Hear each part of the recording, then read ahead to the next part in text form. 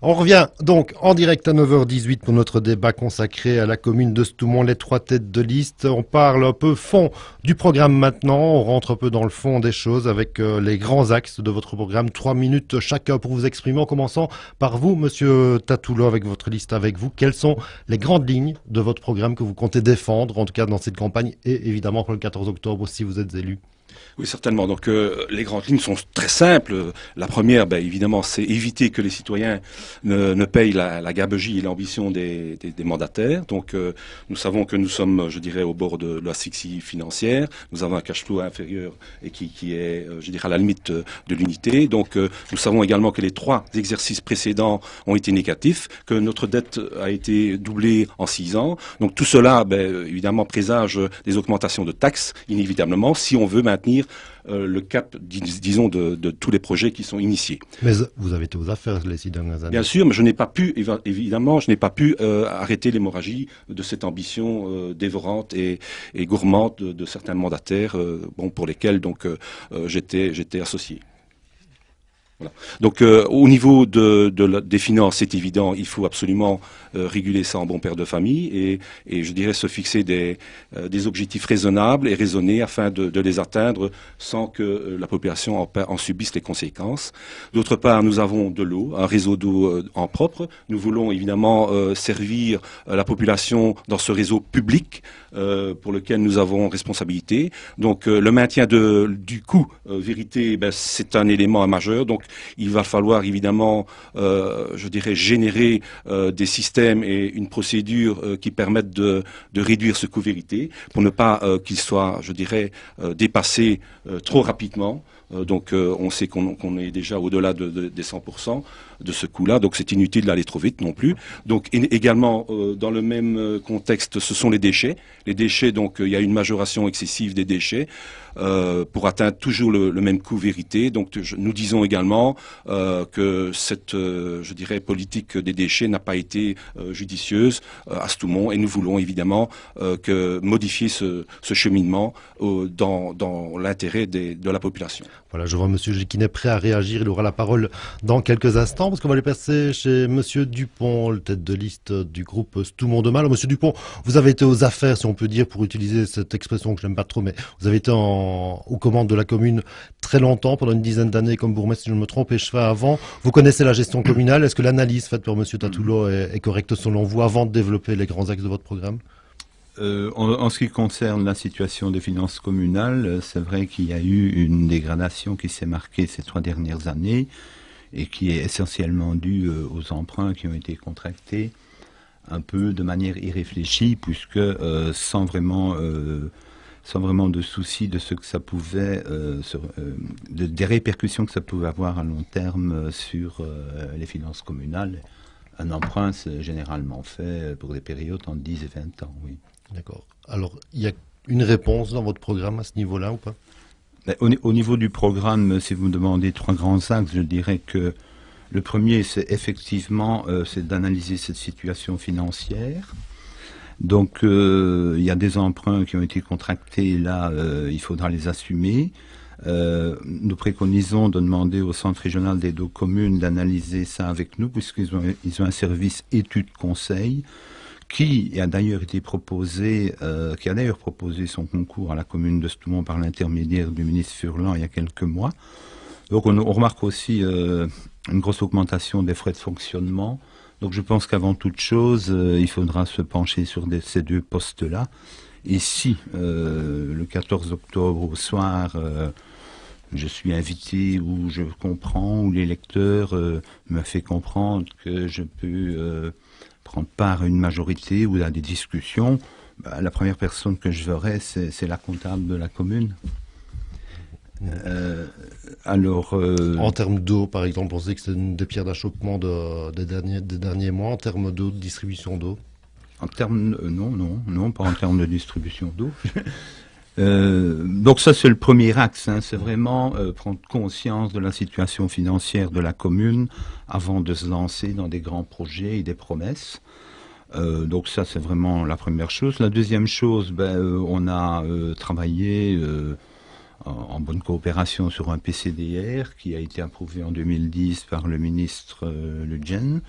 Donc c'est là-dedans que sont repris vraiment tous les grands projets qui doivent se réaliser dans la commune de Stoumont. Qui reprennent plusieurs thèmes aussi. On parle d'économie, de tourisme, oui, développement, environnement.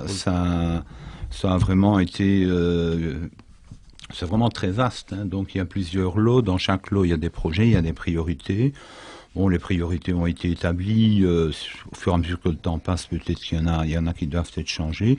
Il ne faut pas oublier que avant de lancer vraiment chaque projet plus localement à l'endroit où il doit se dérouler, il faut faire un retour vers la population. Et alors, il faudra également à ce moment-là voir aussi ce que les possibilités financières de la commune permettent de faire. Alors, si on peut parler de... Dernier axe. Le dernier axe, c'est un peu la gestion, toute la gestion quotidienne, récurrente des matières qui sont à charge de la commune. Donc, on a parlé de l'eau. Effectivement, nous avons la distribution d'eau que nous assurons toujours nous-mêmes, et je pense que tout le monde veut continuer à la garder. C'est une lourde charge. Il y a aussi les routes, hein, donc on a un kilométrage important de routes. Donc là aussi, ça coûte cher. Il faut demander des subsides. Il faut vraiment investiguer dans toutes les possibilités pour que ça coûte le moins cher possible à la commune. Et puis alors, il y a tout le, je veux dire, on pourrait dire le vecteur économique, hein, on a quelques petites possibilités de créer de l'emploi, principalement touristique. On a l'usine de Chevron avec qui on est en partenariat. On a des artisans locaux, on a des agriculteurs. D'accord, merci. Alors, Monsieur Gilles Quinet, on va passer à vous, tête de liste pour le groupe Vivre Ensemble. Je me recule un petit peu parce que je suis en plein soleil. Alors, vous analysez vous cautionnez cette analyse financière de la commune, parce qu'on a un peu l'impression de dire que Stoumont est quasi en faillite, pour utiliser un gros mot. Je suppose que vous n'êtes pas d'accord. Avant d'aborder le programme, oui, je voudrais revenir sur cet aspect finance. En fait, il faut savoir que nous avons succédé à plusieurs majorités. Vous l'avez signalé, M. Dupont a été pendant 18 ans membre du collège. Des majorités de faibles, voire de non-réalisation. Donc la dette d'aujourd'hui est clairement la conséquence des non-réalisations du passé. Je vais prendre un exemple simple. En fait, voilà, le groupe Vivre Ensemble hérite d'une maison qui, durant 20 ans, n'a pas fait l'objet d'attention ou de très peu d'attention. On n'a pas réalisé les réparations de toiture qui s'imposaient, on n'a pas entretenu la chaudière comme on aurait dû l'entretenir, on n'a pas repeint les châssis régulièrement. C'est un exemple très concret. Le groupe Vivre Ensemble hérite de ce bâtiment. Il est attaché à son patrimoine et il a envie de le remettre à niveau. Eh bien, clairement, ces travaux de remise à niveau, non seulement vont coûter plus cher et ont coûté plus cher, mais prennent plus de temps.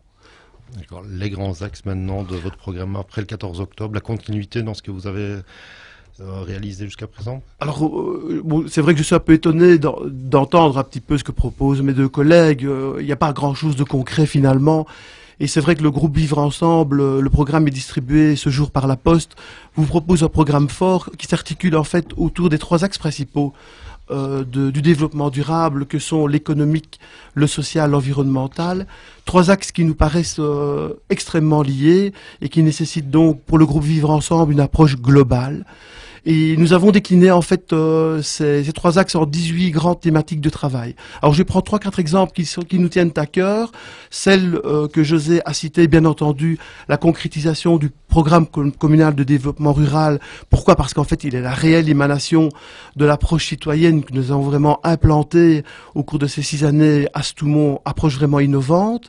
Donc un réel travail citoyen, des réflexions, des centaines d'heures de travail pour un programme qui a été approuvé pour 10 ans et donc qui va dépasser de loin la prochaine législature et donc nous pourrons prioriser dans la concrétisation. Ça, c'est un axe important. Deuxièmement, un autre axe important et qui rejoint à la fois et le lien social et l'aspect économique, ce sera d'intégrer le secteur MR-MRS de l'intercommunal CHPLT en vue non seulement donc de pérenniser l'activité MRS, mais surtout aussi de développer 26 nouveaux lits MR qui sont en portefeuille et qui permettront d'atteindre le seuil de rentabilité de cet établissement, de maintenir l'emploi, d'en créer et d'offrir à nos aînés une offre sur le territoire communal de Stoumont. Deuxième chose. Un troisième axe peut-être également, c'est la création d'un espace communal d'accueil de la petite enfance, tel que celui que nous avons créé à Chevron, que nous avons ouvert en juin 2012. Il s'agit d'un service, à nouveau. La notion de service est importante pour le groupe Vivre Ensemble. C'est une des missions premières d'une commune, à nos yeux, c'est de rendre service. Donc créer un second espace, puisque le premier est déjà complet depuis ces 2 mois de fonctionnement. Et enfin encore, alors un autre élément, Rapidement. ce sont tous les aspects énergétiques, évidemment, qui nous tiennent à cœur et qui nous permettront de rejoindre un élément qu'a développé José Dupont, c'est bien entendu de réduire les coûts de fonctionnement que nous avons déjà réduits de 15% cette année. Alors rapidement pour les trois, avant de refaire une petite pause, qu'est-ce qui est difficile dans une commune comme Stoumont qui est très grande, il y a beaucoup de routes, il y a peu de population, mais malgré tout il faut pouvoir assurer la gestion communale au jour le jour sans un budget évidemment extraordinaire j'imagine. Qu'est-ce qui est le plus difficile justement, c'est de proposer des services ou bien d'aller aux petites choses de tous les jours, reboucher les trous sur les routes, etc. C'est difficile de pouvoir concrétiser tout cela, Monsieur Dupont, de reprendre tout de manière globale. Écoutez, moi j'ai jamais trouvé que rien n'était difficile. Je voudrais juste. Mais je vous pose la question. Juste revenir. Bon non, voilà, moi j'ai eu beaucoup de plaisir depuis 24 ans, dans quelque rôle que ce soit, de m'occuper de la gestion communale à Stoumont. Je voudrais juste revenir sur ce que Didier vient de dire, politique de non-investissement avant. Je pense quand même que on a fait des routes, on fait chaque chose en son temps. Si on parle du problème des salles communales en 2000 et 2006, nous en avons fait 3. Et sur cette législature-ci, il fallait encore en faire 2. Il n'y en a même pas une qui est terminée. Mais, je veux dire, on a fait des routes dans cette législature-ci. C'était un dossier qui était signé même par le ministre en octobre 2006, le plan triennal 2004-2006. Il a été concrétisé, mais c'est souvent le cas en politique. Vous préparez des choses que vous ne réalisez pas vous-même ou que vous n'inaugurez pas vous-même. On connaît ça dans toutes les Aujourd'hui, je vois qu'il n'y a pas eu de plan triennal 2007-2010, pas de plan triennal 2007-2009, pas de plan triennal 2010-2012. Que ce soit les mêmes ou d'autres, ils n'ont rien sur la table pour poursuivre ici en janvier. Alors, voilà, le programme de M. Gilles Quinet, je viens d'écouter quelques points, confirme bien évidemment l'accroissement du déficit budgétaire dans les 6 années à venir. Ce déficit, évidemment, va inévitablement accroître et imposer une majoration taxatoire au niveau des citoyens et citoyennes sous-montoises. Donc il faut se dire, il faut s'attendre, si M. Gilles Quinet et son équipe, je dirais, arrivent au pouvoir, à une augmentation évidemment de l'impôt sur les personnes physiques et également donc au niveau des centimes additionnels sur le précompte immobilier. Ça, c'est une évidence mathématique et nul ne pourra, je dirais, me contredire. Merci. Monsieur Gilles Quinet, on parle encore finance. Oui, moi ce que je voudrais dire, c'est que des axes importants au niveau de la gestion seront développés dans notre approche au courant des prochaines années si nous emportons la gestion. Il est clair que nous allons prioriser les investissements, qu'on va privilégier les travaux subsidiés, qu'on va accentuer les synergies communales, voire supracommunales, et qu'on va continuer notre démarche de diminution des frais de fonctionnement. Ça, c'est clair. Il n'y a pas eu de plan triennaux sur les 6 dernières années? Alors, c'est tout à fait inexact. Il n'y a pas de promesse de subside quant aux travaux signalés par M. Dupont. Nous avons dû réintroduire complètement le dossier, le faire réapprouver déjà au départ des fiches techniques par le conseil communal et aller le porter nous-mêmes à Namur afin d'obtenir les subsides que nous avons obtenus. 850 000 € de subsides pour ces tronçons routiers. Nous en avons réalisé d'autres et d'ailleurs le bilan que va recevoir début de semaine prochaine la population sera clair à ce niveau-là.